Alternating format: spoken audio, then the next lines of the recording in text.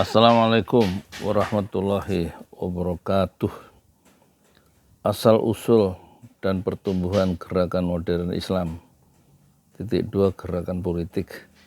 Sarekat Islam 1911 sampai 1942. Asal-usul dan pertumbuhan gerakan politik Islam. Gerakan politik di kalangan muslimin di Indonesia dapat dikatakan identik dengan asal-usul dan pertumbuhan Sarekat Islam. Nama Sarekat Islam berubah menjadi Partai Sarekat Islam dalam tahun 1921 dan Partai Syarikat Islam Indonesia pada tahun 1930. Sarekat sering juga ditulis Syarekat pakai SY atau Syarikat pakai SYARIKAT. Nama Sarekat Islam dipergunakan dalam buku ini. Ya. Terutama pada 20 tahun pertama sejak didirikan, sebuah partai Islam lain, Partai Muslimin Indonesia di daerah Sumatera, aktif sebagai suatu partai politik untuk beberapa tahun lamanya dalam permulaan tahun 1930-an, tapi setelah itu ia lumpuh karena tindakan yang dilakukan oleh pihak Belanda. Partai Islam Indonesia yang didirikan pada tahun 1937 memperlihatkan harapan-harapan besar, tapi ini tidak dapat dipenuhi karena datangnya bala tentara Jepang pada tahun 1942. Karena kesempatan tumbuh dari partai-partai lain ini sangat kurang, terbukalah kemungkinan untuk mempelajari aspek politik dari gerakan pembaharuan Islam dari perkembangan Sarekat Islam. Maju mundurnya partai ini memperlihatkan banyak sedikitnya maju dan mundurnya posisi umat Islam di Indonesia yang mendasarkan ideologinya pada ajaran Islam. Titik 2, kebangunan umat dengan Islam sebagai alat pemersatu. Harapan mereka bahwa Sarekat Islam akan memecahkan semua problema yang dihadapi. Kekecewaan mereka karena kegagalan yang diperlihatkan dan perlunya kebijaksanaan lain. Serta partai lain sebagai saluran untuk mereka yang tidak dapat lagi mempergunakan saluran Sarekat Islam karena sesuatu sebab. Tidaklah dimaksudkan di sini untuk membicarakan sampai soal kecil perkembangan Sarekat Islam. Di sini perkembangan Sarekat Islam semata-mata dipergunakan untuk memahami kedudukan umat Islam di Indonesia dalam bidang politik dan memahami aspek politik dari gerakan pembaharuan Islam umumnya. Perkembangan Sarekat Islam dapat dibagi dalam 4 bagian. Periode pertama dari 1911 sampai 1916 yang memberi corak dan bentuk bagi partai tersebut. Kedua dari 1916 sampai 1921 yang dapat dikatakan merupakan periode puncak. Ketiga dari 1921 sampai 1927 periode konsolidasi. Dalam periode ini partai tersebut bersaing keras dengan golongan komunis, di samping juga mengalami tekanan-tekanan yang dilancarkan oleh pemerintah Belanda. Dan yang keempat dari 1927 sampai 1942 yang memperlihatkan usaha partai ini untuk tetap mempertahankan eksistensinya di forum politik Indonesia. Kemudian perkembangan Partai Muslimin Indonesia dan Partai Islam Indonesia akan kita bicarakan pula dengan maksudnya sama seperti dikemukakan di atas tentang Sarekat Islam. Sekarang kita bahas ya Sarekat Islam 1911 sampai 1916. Sarekat Islam didirikan di Solo pada tanggal 11 November 1912. Sarekat Islam tumbuh dari organisasi yang mendahulunya yang bernama Sarekat Dagang Islam.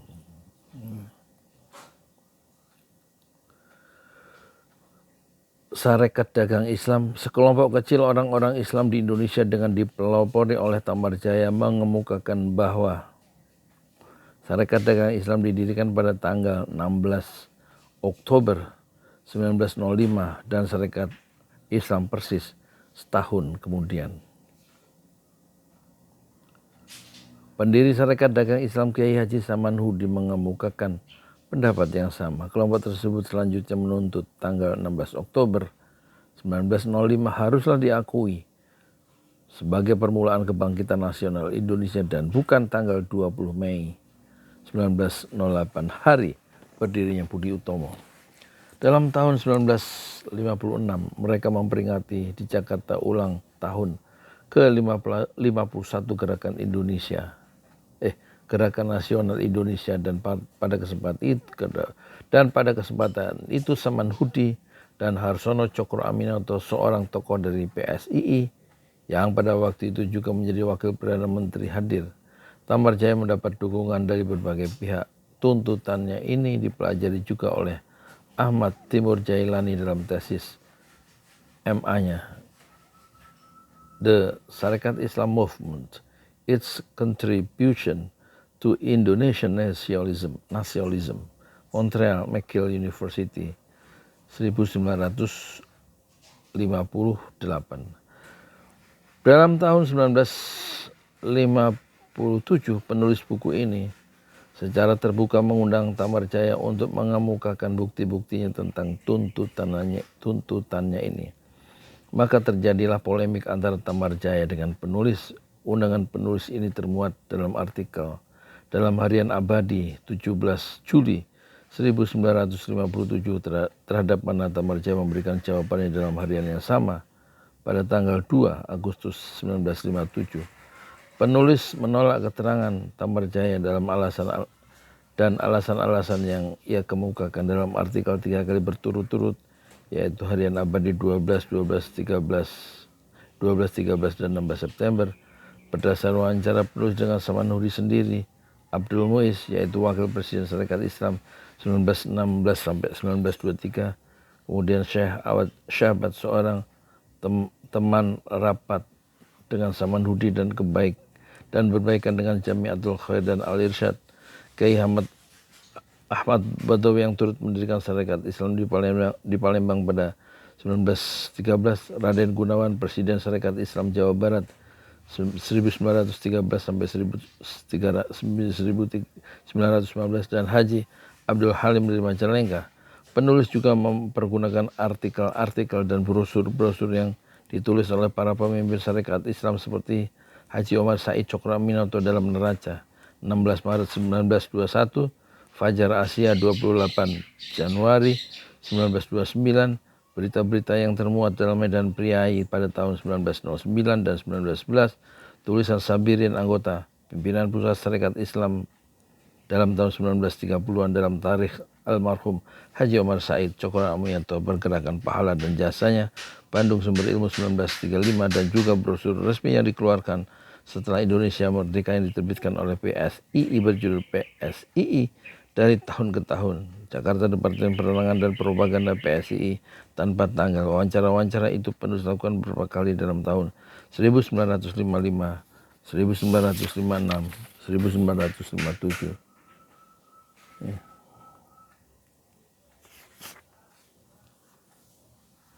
Ada dua macam sebab mengapa organisasi ini didirikan. Pertama, kompetisi yang meningkat dalam bidang perdagangan batik, terutama dengan golongan Cina, dan sikap superioritas orang-orang Cina terhadap orang-orang Indonesia sehubungan dengan berhasilnya revolusi Cina pada tahun 1911. Di samping itu, dirasakan pula tekanan oleh masyarakat Indonesia di Solo ketika itu dari kalangan bangsawan mereka sendiri.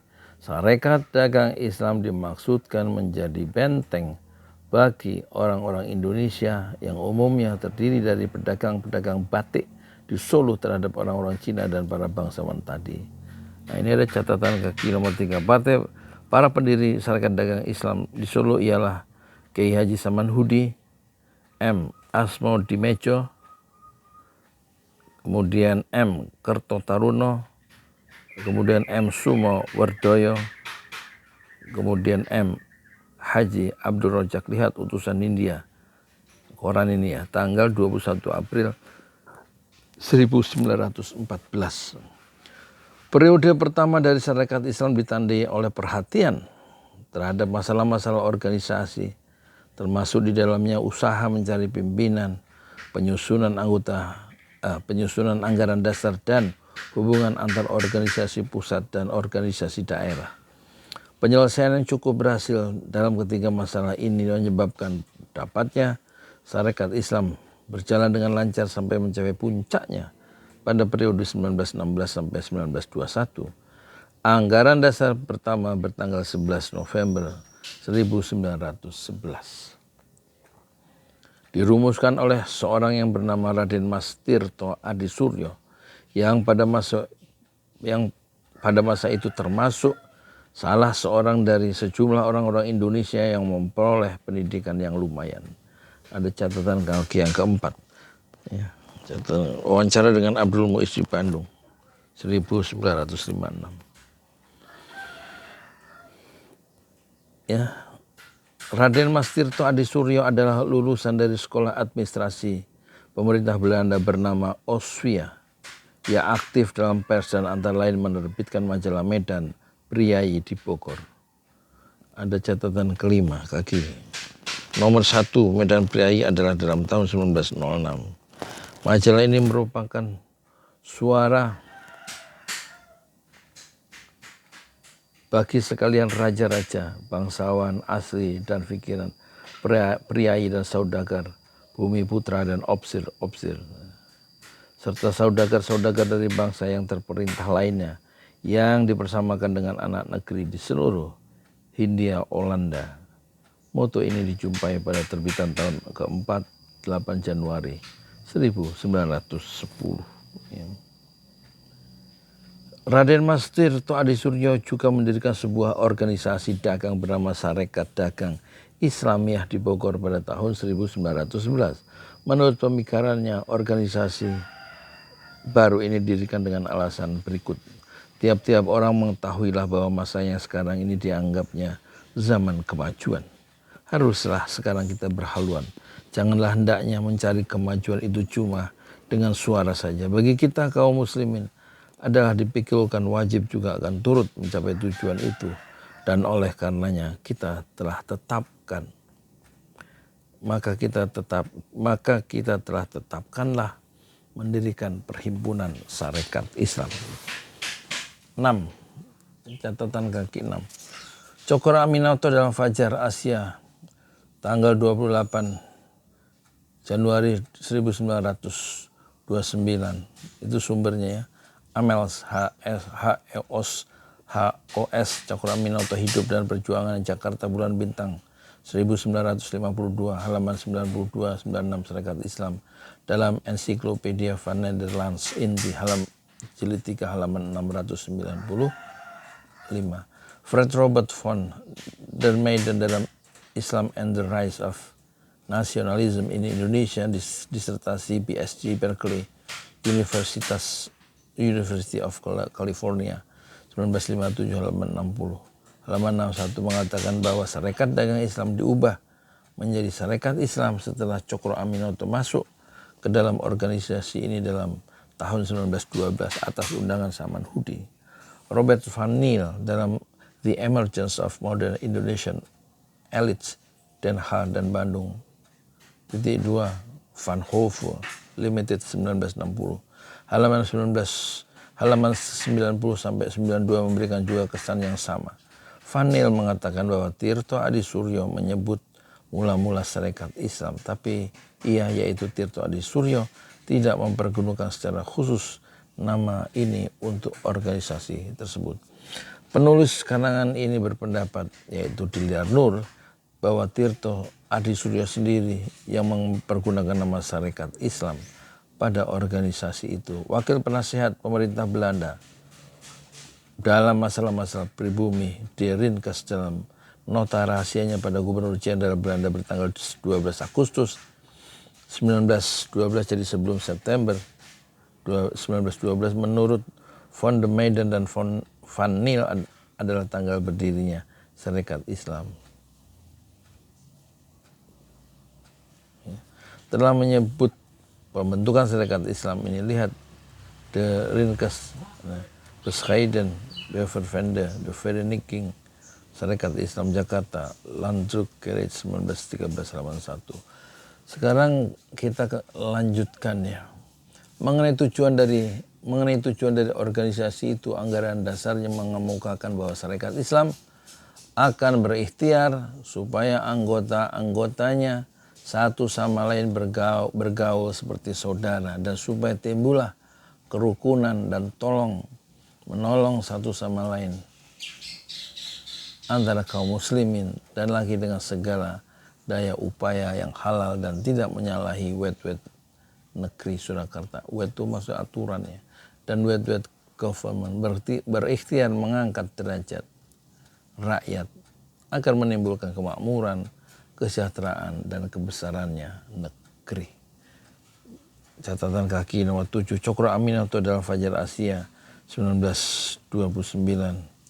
Ini koran Fajar Asia tahun 29 sudah saya lihat ya, di ruangan mikrofilm di Perpustakaan Nasional RI di Jalan Salemba Raya 18A. Saya sudah melihat ya, koran Fajar Asia tahun 1929, itu di halaman pertama selalu ada tulisan artikel dari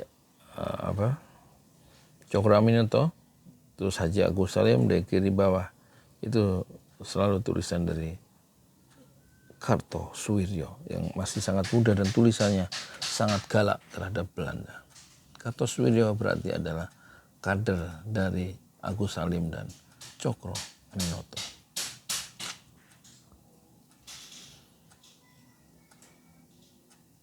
Tapi Residen Surakarta segera membekukan Syarikat Islam setelah organisasi itu berkembang cepat ke daerah-daerah lain di Jawa, dan setelah kegiatan-kegiatan para anggota yang disuruh meningkat tanpa dapat diawasi oleh penguasa setempat. Perkelahian terus-menerus terjadi dengan golongan Cina. Sebuah pemogokan dilancarkan oleh pekerja di perkebunan Krapyak di Mangkunegaran pada permulaan bulan Juli 1912. Kedua macam kerusuhan ini menurut pihak penguasa disebabkan oleh Syarikat Islam.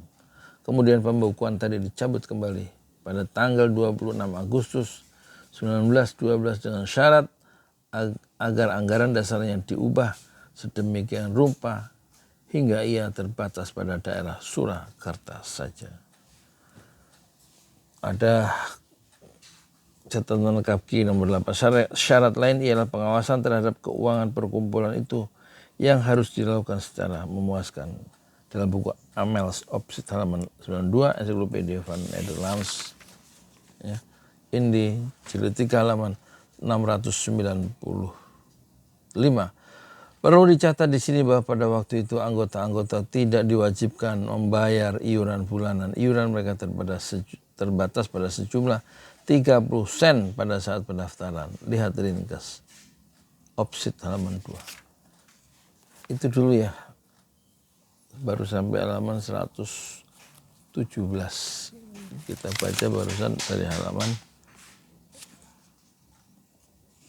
berapa? 114 ya. Assalamualaikum warahmatullahi wabarakatuh.